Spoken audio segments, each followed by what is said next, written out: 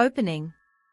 Have you ever wondered why some people, despite having all the wealth in the world, still carry a deep sense of restlessness in their hearts, while others, with barely enough to get by, seem to radiate a joy that feels unshakable? Think about it. Money can buy you a house, but it cannot buy you a home. It can get you a luxury bed, but not a peaceful night's sleep. It can buy attention, but not genuine love. And no matter how much you spend, money can never buy you that rare, sacred feeling of inner peace. We live in a society that constantly tells us that happiness is just one purchase away. Advertisements whisper, if you get this, you'll finally feel complete.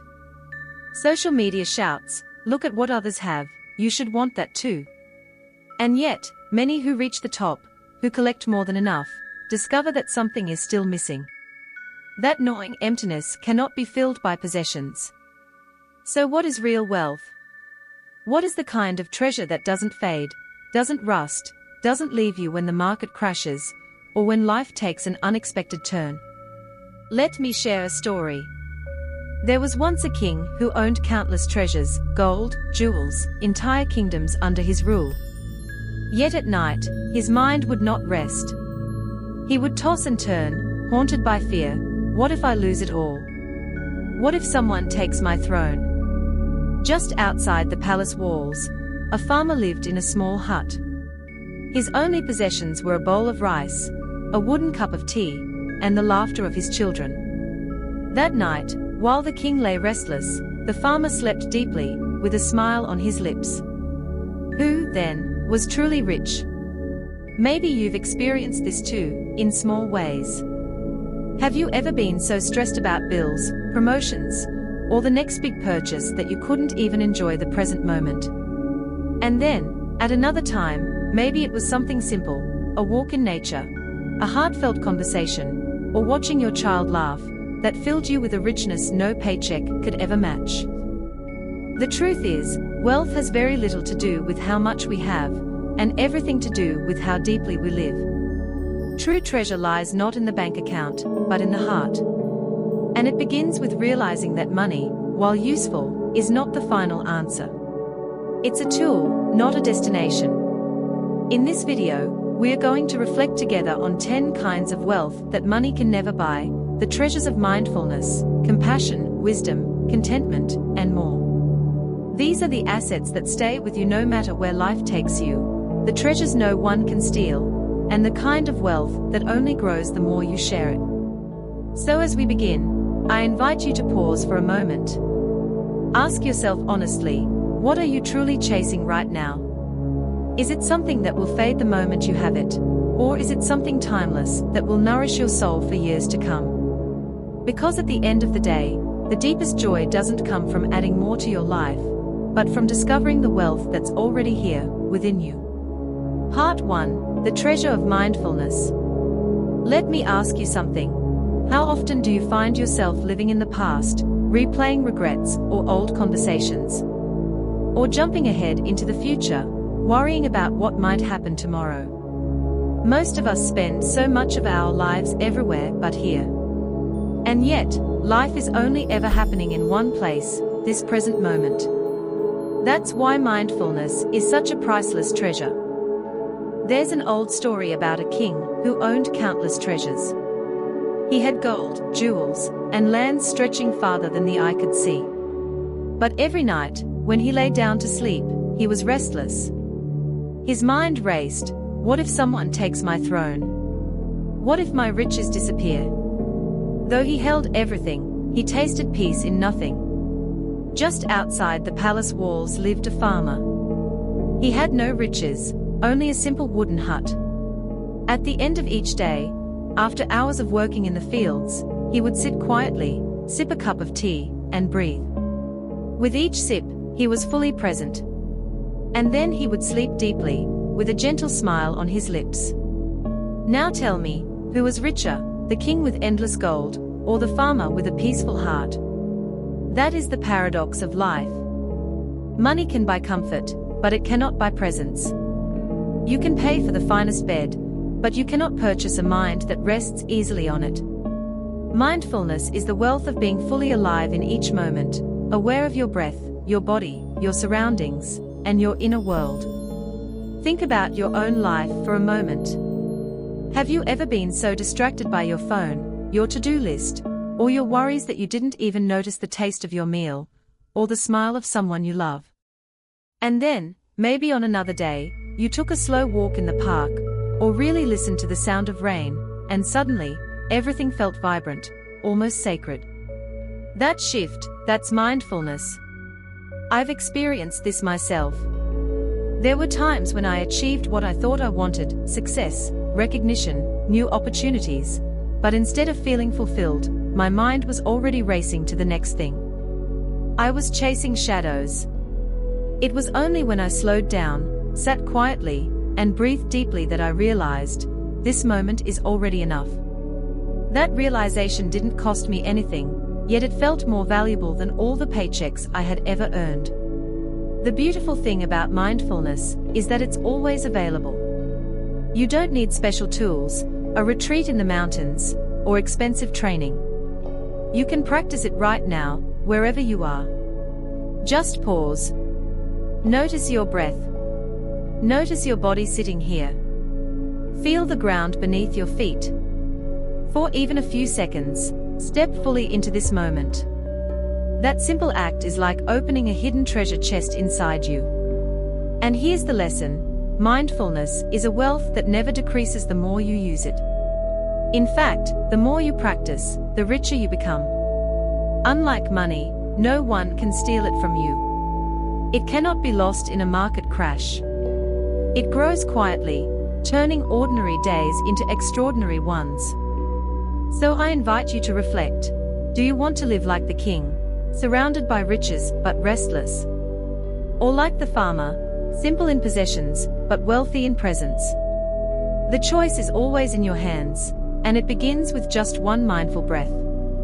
Part 2: The Treasure of Compassion. Let me ask you something. When was the last time someone showed you genuine kindness, not because they had to, not because they wanted something in return, but simply because they cared? Chances are, that moment stayed with you far longer than any expensive gift. That's the power of compassion. It leaves an imprint on the heart. There's a story about two very different acts of giving. A wealthy man once gathered a crowd and handed out food. On the surface, it looked generous. But if you looked closely at his eyes, there was no warmth, no tenderness, just pride. He gave not from love, but from a desire to be admired. Not far away, a small child broke his bread in half and offered it to a hungry friend. That piece of bread was tiny, almost nothing compared to the lavish feast of the rich man. Yet in that simple act lived the true essence of compassion, a heart that suffers with others and finds joy in their relief. Compassion is one of those treasures that money cannot buy, and without it, even mountains of wealth feel empty. Think about it. A billionaire may have power, status, luxury cars, and private jets, but if they cannot feel the pain of another, or extend their hand to ease it, their inner world often becomes dry and lonely. On the other hand, someone with very little, just enough to get by, can feel rich in spirit if their heart is full of love and concern for others. Have you ever noticed how compassion transforms not only the receiver, but also the giver? When you comfort someone in pain, when you sit quietly and listen without judgment, when you share what little you have with sincerity, something shifts in you. The act itself nourishes your own heart. It's as if the universe whispers, "This is what it means to be alive." I've seen this in my own life. I remember times when I gave without presents, donating because it was expected, or helping because I didn't want to feel guilty. It looked like kindness, but deep down, it was hollow. And then there were other times, when I stayed up all night with a friend going through heartbreak, or when I simply smiled at a stranger having a rough day, and the connection felt sacred. Those moments made me realize, true wealth is measured not in what you have, but in how much love your heart can hold and share. So let me ask you, are you giving to be seen, or are you giving because you see the other person's pain? That difference is everything. One is about the ego, the other is about the soul. The lesson here is simple yet profound. Compassion is what makes us truly rich. Without it, money becomes an empty shell, a pile of paper and numbers that never fill the heart. With it, even a small act, a shared meal, a gentle word, a hand held in silence, can feel more valuable than gold. At the end of our lives, no one will remember the size of our bank account. They will remember how we made them feel, whether we cared, whether we loved, whether we saw them in their humanity. That is the treasure of compassion, a wealth that only grows the more we give it away. Part 3, The Treasure of Contentment. Let me ask you this: how much is enough? Have you ever noticed that no matter what we achieve or acquire, there's always something else waiting on the horizon? Another promotion, another house upgrade, another gadget, another must-have. It's like chasing a horizon that keeps moving farther away. There's an old teaching that compares this endless pursuit to drinking seawater. The more you drink, the thirstier you become. In the same way, when our hearts are caught in the cycle of craving, always reaching for the next possession, the next status, the next validation, we never truly arrive. Satisfaction slips through our fingers, and the hunger only grows stronger. On the other hand, imagine someone who embraces the simple wealth of enough. A bowl of rice on the table, a roof that keeps out the rain, the laughter of loved ones nearby. With gratitude in their heart, they feel as if they own the world. Nothing is missing. That's the treasure of contentment. I think about this often when I look at how modern life pushes us. Advertisements scream, "You're not complete unless you have this." Social media whispers, "Look at their life, you should want more." And we run, constantly, toward a mirage. But here's the truth: the finish line doesn't exist. If we don't learn to pause and recognize enough, we'll be running for the rest of our lives. Have you ever experienced this? Maybe you bought something you really wanted, a new phone, a car, a pair of shoes, and at first, it felt amazing. But soon, the excitement faded, and your heart moved on to the next desire. Contrast that with a moment when you sat quietly with a cup of tea, or laughed with a close friend. That joy lingered, didn't it? It wasn't dependent on owning more. It was born from appreciating what already was. In my own life, I've seen how dangerous it is to believe that happiness is just around the corner. I used to think, once I achieve this, then I'll finally be happy. But the moment I got there, a new goal appeared, and I was restless again. It felt like being on a treadmill, running hard, but never arriving anywhere. It wasn't until I started practicing contentment, really pausing to notice what I already had, that I realized how rich my life already was. Here's the liberating part: contentment doesn't mean you stop growing or abandon your goals. It simply means you stop being enslaved by them. You can still strive, but you're not starving inside. You can enjoy the journey without being consumed by the illusion that joy only exists in the future. Contentment is freedom. Freedom from comparison, freedom from endless wanting, freedom from the lie that you are incomplete. When you live with contentment, you carry a quiet abundance inside you. You stop asking, "What's missing?" and instead realize, nothing is missing. I already have enough. So let me leave you with this reflection. Are you drinking seawater, chasing desires that only make you thirstier? Or are you learning to sip fresh water, the water of gratitude, presence, and enoughness? Because the treasure of contentment is not about what you own, but about how deeply you can see the wealth already surrounding you. And here's the beautiful truth: when you know how to be content, you are already rich. Part 4, The Wealth of Faith. Have you ever noticed how a person who carries faith in their heart seems to walk differently through life? Even if they don't have much in terms of material possessions, there is a quiet strength in their eyes, a kind of resilience that refuses to be defeated.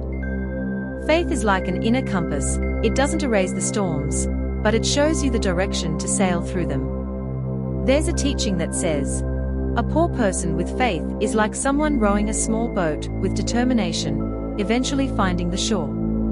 A rich person without faith is like having a grand ship, but no harbor. It drifts endlessly, lost at sea. Think about that for a moment. How many people do we know who appear successful on the outside, but inside they feel empty, restless, or without anchor?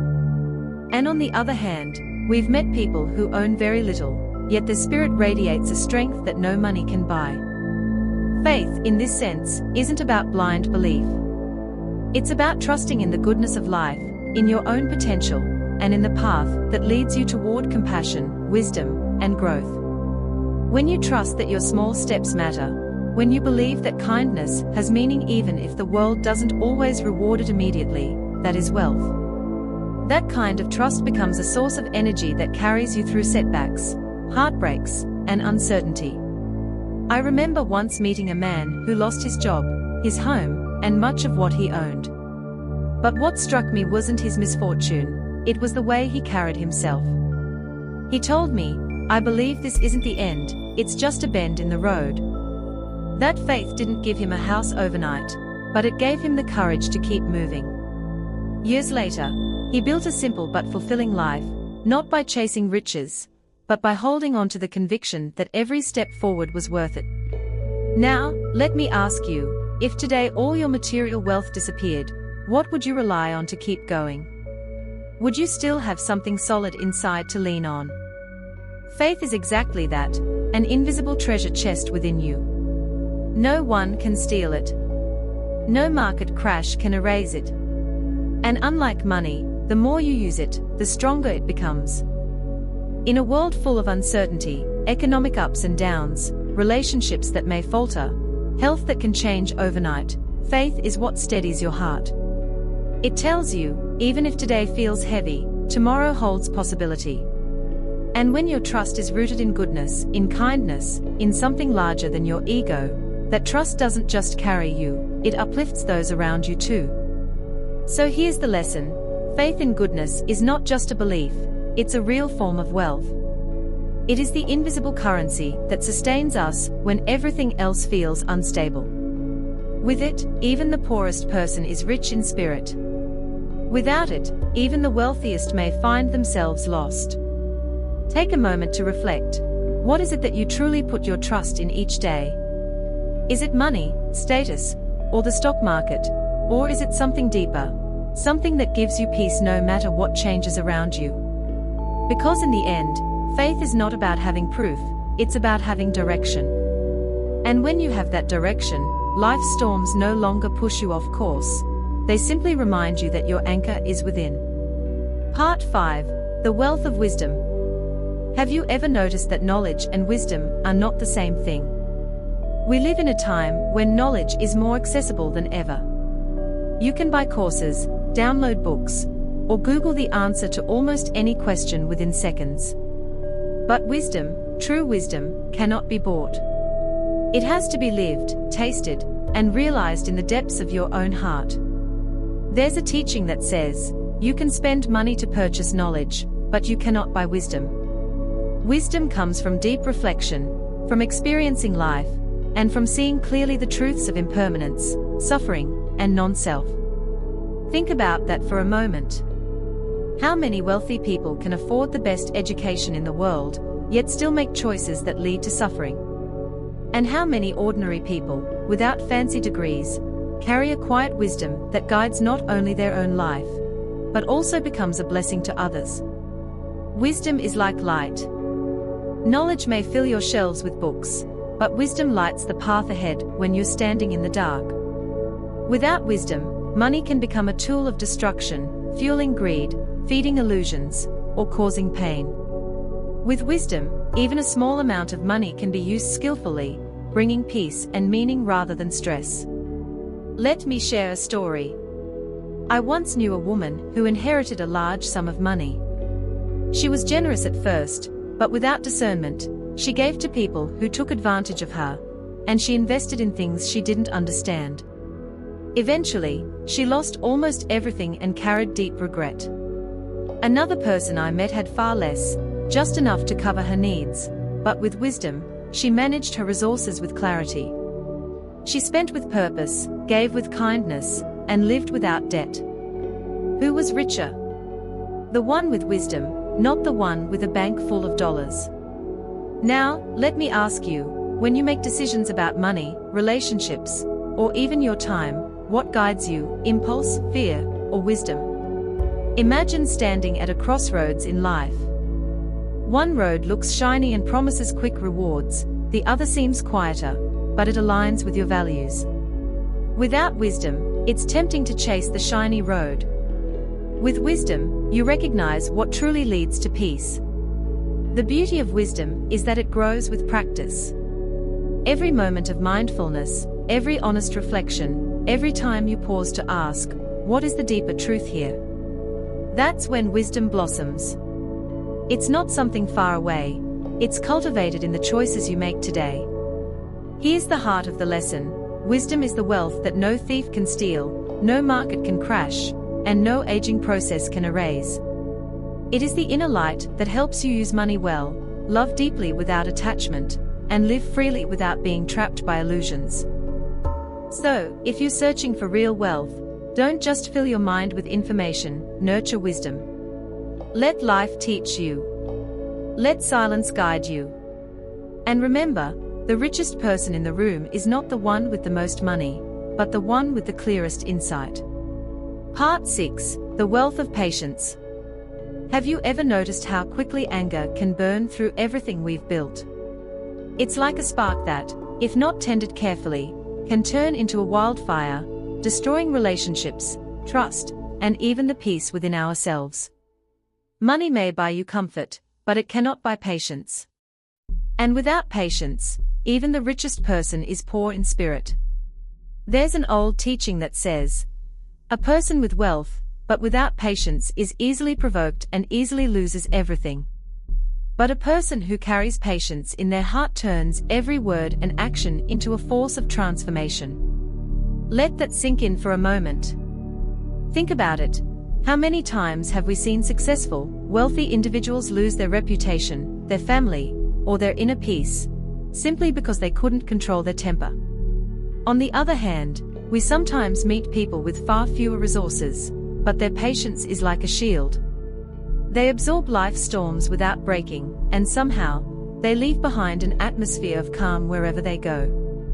Who is truly wealthy in that moment? Let me share a simple story. Imagine a businessman who explodes at every minor inconvenience, shouting at employees, arguing with family, stressed every day. His wealth may appear impressive, but inside, he is impoverished, because he is constantly losing peace. Now picture a grandmother with very little money. She faces hardship with a gentle smile, listens more than she speaks, and when someone wrongs her, she forgives. Her patience doesn't make headlines, but it makes her life, and the lives of those around her, deeply rich. Patience is not weakness, it is strength in its highest form. It's the ability to pause before reacting, to see beyond the surface of a conflict, to choose peace when anger is screaming for attention. In Buddhism, patience is seen as one of the greatest treasures of the heart, because it protects happiness over the long run. Ask yourself, when was the last time you regretted being patient? Probably never. But how many times have you regretted losing your temper?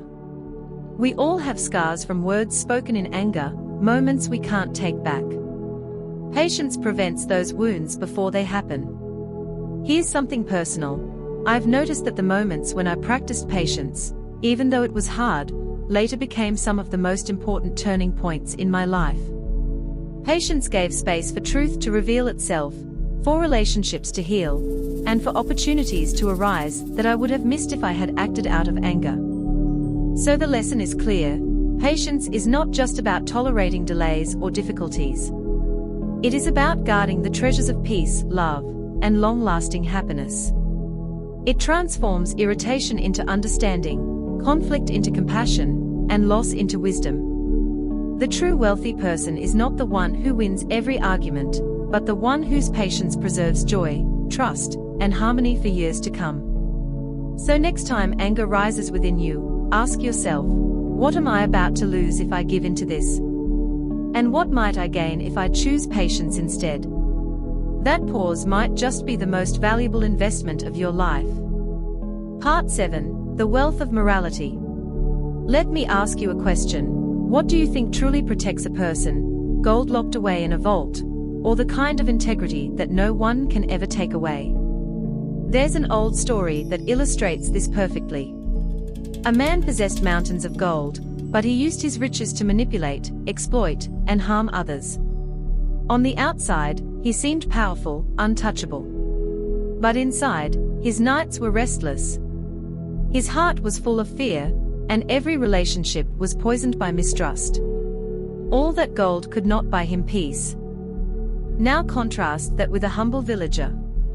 He owned little, but he lived by the precepts of honesty, kindness, and non-harming. His home was simple, his meals modest, but when he laid his head on the pillow at night, he slept deeply. His mind was unburdened because he had nothing to hide. His wealth was not measured in coins, but in peace of mind. This is the power of morality, or what Buddhism calls SLA, the practice of ethical conduct. It may not make headlines or show up on a bank statement, but it is one of the greatest treasures you can carry in life. Because morality is like a protective wall. It shields you from regrets, from self-inflicted suffering, and from the darkness that comes when we betray our own values. Think about it. How much money would you pay to erase a single moment of regret? A cruel word you can't take back, a dishonest act that keeps gnawing at your conscience. The truth is, no amount of wealth can buy back integrity once it's lost. And yet, when you live with morality, you carry a quiet confidence. You stand taller, not because you're richer, but because you're rooted in something unshakable. I've seen this in everyday life. There are people who appear ordinary on the outside, teachers, caretakers, small shopkeepers, but the peace in their presence feels priceless. Why? Because they live aligned with their values. You feel safe with them. You know they won't deceive you. That kind of wealth is rare, and it attracts respect and love more lasting than any financial fortune. Here's a reflection for you. When was the last time you felt proud, not of what you bought or achieved, but simply because you acted in line with your own principles? That moment, that sense of inner alignment, is the treasure of morality. Some might think morality is restrictive, a set of rules telling us what not to do. But in truth, it is liberating. It frees you from the chains of guilt, from the fear of being exposed, from the endless cycle of harm and retaliation. A moral life is not a smaller life, it's a freer, lighter, richer one. So the lesson is this: gold and silver can vanish, but the wealth of morality stays with you until your last breath. It keeps your heart clean, your relationships strong, and your spirit free. Next time you are tempted to compromise your values for gain, pause and ask yourself, is this worth losing my peace for? Chances are, the answer will remind you that morality is the real treasure worth protecting. Part 8. The Wealth of True Friendship. Let me ask you something. When everything falls apart, your money, your status, your success, who is left standing by your side? That's when you discover whether you possess one of life's rarest treasures, true friendship. There's an old saying, when you have gold, you have many friends. But when the gold is gone, the crowd disappears. We've all seen this happen.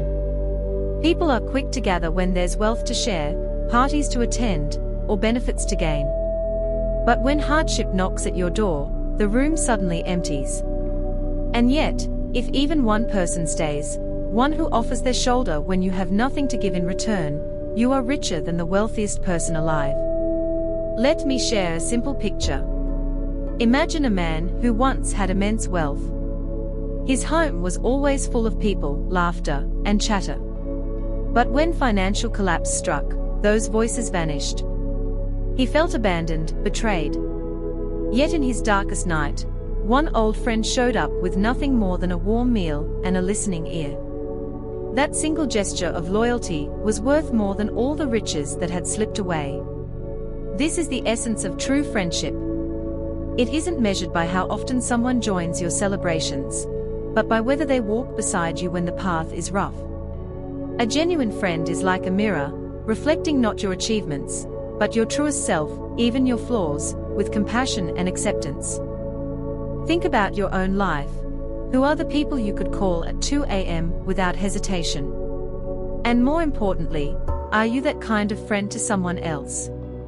These are the relationships that time, money, and circumstance cannot erode. They are not many, but they are worth more than any fortune. Personally, I've come to realize that true friendship is less about quantity and more about quality. In my younger years, I thought being popular, being surrounded by many people, was a sign of success. But as the years passed, I discovered the quiet richness of a handful of friendships that felt real, steady, and nourishing. Those few bonds carried me through seasons of doubt, loss, and change. Buddhist wisdom reminds us that a good friend, or kalyamitta, is not just company, but a guide. A true friend encourages your growth, supports your virtues, and pulls you back gently when you stray into harmful paths. In other words, friendship isn't just about comfort, it's about becoming better together. So the lesson is clear: money can buy you companions, but never true friends. True friendship must be cultivated with care, through trust, kindness, and time. It's a two-way street of giving and receiving, not a transaction. Here's a reflection. Are you investing in your friendships the same way you invest in your work, your health, or your dreams? Because friendships, too, require nourishment. A kind word, a small act of presence, a willingness to listen, these are the currencies that keep the bond alive. At the end of the day, when everything else fades, a true friend is a refuge, a reminder that we are never meant to walk this life alone. And if you have even one such person in your life, hold them close. You already possess one of the greatest forms of wealth. The wealth of simple joys. Have you ever noticed how the simplest things in life can bring the deepest joy? Let me tell you a story. There was once a little boy who came from a poor family. He didn't have expensive toys, no gadgets, not even new clothes. But one thing he had was a paper kite, handmade, fragile, and light. Every afternoon, he would run across the fields, letting that kite dance in the sky. And his laughter, oh, it was loud, bright, and filled the whole meadow with life. He had almost nothing, yet in that moment, he seemed to have everything. Now, not far away, there was a wealthy man. His house was filled with luxurious games, technology, and every kind of entertainment money could buy. Yet, when you looked into his eyes, there was no sparkle, no joy. Surrounded by abundance, he felt empty. Isn't it strange? The child with almost nothing radiated happiness, while the man with everything felt restless. This story holds a gentle, but powerful lesson. True joy doesn't come from showing off or owning more. It blossoms from simplicity. Sometimes, the less you hold, the lighter your heart becomes. Think about your own life. When was the last time you felt pure happiness? Was it when you bought something new, or was it during a walk in nature, a laugh with a close friend, or a quiet moment watching the sunset? We often chase after bigger and shinier things, believing they'll bring us joy, but the truth is, joy rarely lives in extravagance. It hides in small, ordinary moments that we often overlook. The Buddha once taught that desire is endless. The more we feed it, the more it grows, like a fire that can never be fully satisfied. That's why no matter how much wealth or luxury we have, if we keep chasing more, we'll always feel incomplete. But when we learn to rest in simplicity, we discover a kind of wealth no one can steal, the wealth of contentment. I remember a personal moment that taught me this. There was a time when I saved up for months to buy something I thought would make me truly happy. And yes, the first few days felt exciting, but soon, the thrill faded. On the other hand, I still remember a simple evening years ago, sitting by the river with a friend, sharing bread, laughing about nothing in particular. That memory still warms me today. Isn't it funny how joy works? It often arrives without a price tag. So here's a question I'd like you to reflect on. What is your paper kite? What is that simple thing that lights up your heart, even if the world might call it small or ordinary? Maybe it's your morning coffee, your child's laughter, or the comfort of your favorite song. Life becomes richer when we stop measuring happiness by how much we have and start noticing how deeply we feel. The little boy's kite reminds us, simplicity is not poverty, it is freedom. And sometimes, the richest person is the one who can smile at the sky with nothing but a paper kite in hand. The wealth of a liberated heart. Let me share with you an image that has stayed with me for a long time. Imagine someone holding onto a burning coal. At first, they may think it's something valuable, something they must protect at all costs. But the longer they clutch it, the more it burns, the more it hurts. That's what it's like to cling too tightly to money, possessions, and even our own desires. We think we own them, but in truth, they begin to own us. There was once a wise saying in Buddhism, grasping is the root of suffering. When we hold too tightly, life becomes heavy. We lose our freedom, always afraid of losing what we have. Have you ever felt that? Maybe worrying about your savings, your job, or your reputation, like if you loosen your grip even for a second, everything might slip away. That constant tension is the fire in your hands. But here's the paradox. The moment you let go, the burning stops. The pain disappears. When we release the grip, when we allow ourselves to live with an open hand and an open heart, something extraordinary happens. We discover freedom. Not the kind of freedom money buys, but the kind that no one can take away, inner liberation. Think of people who inspire us most, monks, sages, or even ordinary folks who live simply. They may not have much in terms of wealth, but when you look into their eyes, you see a lightness, a peace. Why? Because they are not shackled by attachment. Their wealth is invisible but undeniable, the wealth of a liberated mind. I've felt glimpses of this in my own life. There was a time I was so obsessed with achieving more, saving more, securing more, believing that one day, when I had enough, I'd finally feel safe. But the truth is that safety never came. It was like chasing a horizon that always moves farther away. Only when I started to practice letting go, whether that meant forgiving someone, loosening my plans, or sharing what I had, did I realize that freedom doesn't come after accumulation. It comes after release. And here's the beautiful part. Unlike material possessions, liberation can't be stolen, broken, or lost. It's the ultimate treasure, because it depends only on the state of your heart. You could be in the middle of chaos, yet still feel unshakably free. That is what Buddhists call the greatest wealth, the wealth of liberation. So, I'd like to ask you a question. What burning coal are you holding onto right now? Is it money, expectations, fear of failure, or even resentment toward someone? What would it feel like to loosen your grip, just a little, and let it fall away? The world often tells us that success is measured by how much we hold on to. But maybe real success is measured by how much we can let go. When your heart is free, no one can imprison you. When your mind is liberated, no loss can truly harm you. So today, I invite you to remember, the greatest wealth is not in your bank account, not in your possessions, but in the freedom of your heart. To live lightly, to let go, to be unbound, that is the treasure that never fades. Conclusion: the true treasure.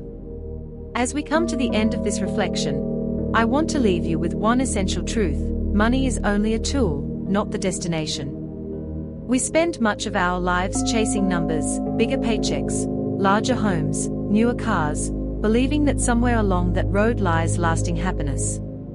But if you look closely, you'll see, money is like a boat. It can carry you across the river, but it was never meant to be the shore. So, what is the real shore we are trying to reach? In Buddhism, it is said that the true treasures are not locked away in banks or displayed on shelves.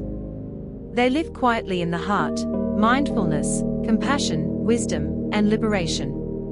These are the kinds of wealth that no one can steal, no market can crash, and no time can erode. Think about mindfulness for a moment. What good is money if your mind is restless, always distracted, never at peace? A mindful heart allows you to savor life's simplest gifts: the sound of the wind through trees, the smile of someone you love, even the taste of your morning tea. That presence is priceless. Then there is compassion. Have you noticed how good it feels when you do something kind for someone without expecting anything in return? That warmth in your chest, that is wealth. Far richer than anything money can buy. Because compassion doesn't just heal others, it heals you. Wisdom, too, is a treasure. Without wisdom, we may spend our lives chasing after illusions, always thirsty but never quenched. With wisdom, we begin to see what truly matters, and that clarity makes life lighter, freer, more joyful. And finally, liberation.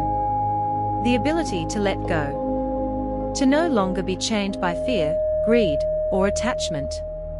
That is the ultimate wealth, because a liberated heart is unshakable. Even if you lose everything in the world, you still remain whole.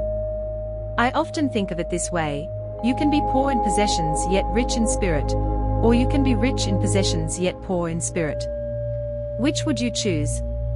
The world often tells us to measure our worth by what we own. But deep down, don't we all know that true worth shines from how we live, how we love, and how we awaken? So here is my gentle invitation: nurture these inner treasures every day. Practice mindfulness in your daily routine. Choose compassion even when it feels inconvenient.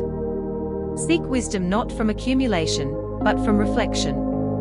And let go of what weighs you down. Because when you cultivate these qualities, even if your hands are empty, your heart will be full. You will walk through life not as someone lacking, but as someone deeply abundant. And that kind of wealth, the wealth of mindfulness, compassion, wisdom, and liberation, makes you the richest person in any room. So remember, money is only a means, never the end. True wealth is found within. And when you carry that treasure, you can never be poor.